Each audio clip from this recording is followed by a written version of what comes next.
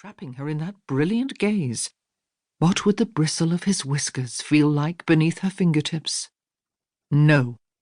That is wicked, Violet. You must not think such thoughts. What would those lips feel like pressed to hers? She was willing to wager they would not be arid and cool like Charles's. Instead, they would be warm and supple, coaxing, and perhaps even demanding. Drat it, Violet. Cease this at once. I am sorry about the crocheting, she said, needing to say something so her whirling thoughts would quiet. I did not mean to catch you with it. She did not even like crocheting, but Aunt Hortense deemed it a suitable activity for a lady because the Queen herself enjoyed the practice. Admittedly, Violet's appreciation for the skill was hindered by being dreadful at it. I should have watched where I was walking.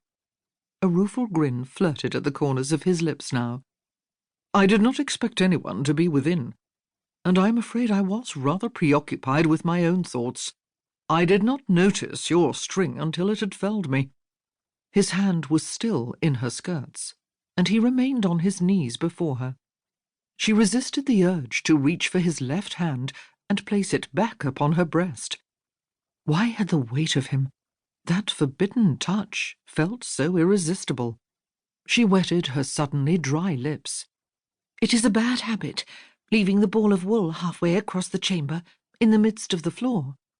If I had not pulled it toward me, with the intention of sparing you from falling over it, you likely would not have tripped in the first place. The fault is all mine. Nonsense, Lady Violet.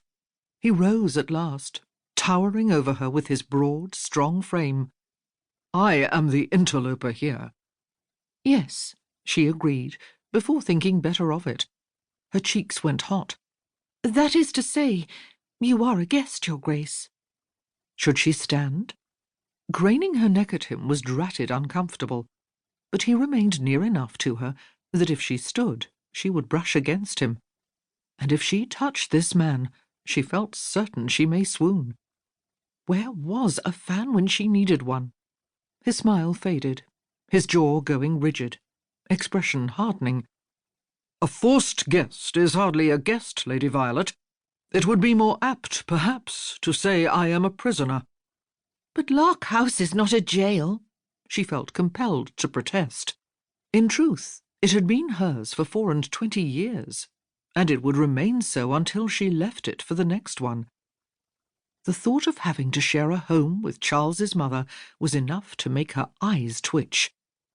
We shall agree to disagree, my lady.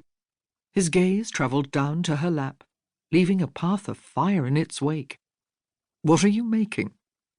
Her flush increased, and she swore she felt it to the roots of her hair. It is meant to be a seed pouch for my fiancé.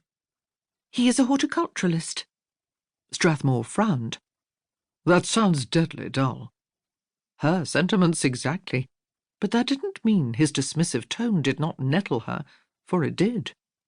On the contrary, sir, it is horribly interesting. His lips quirked. You have the horrible of it right, I would reckon.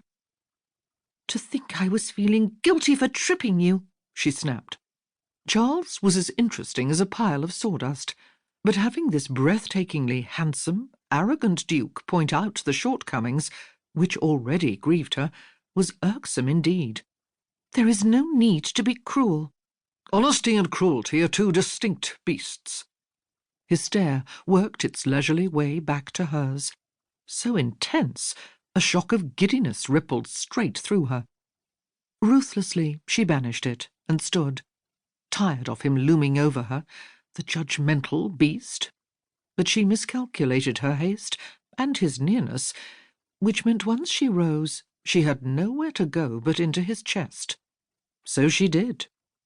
Her palms flattened over the muscled heat of him.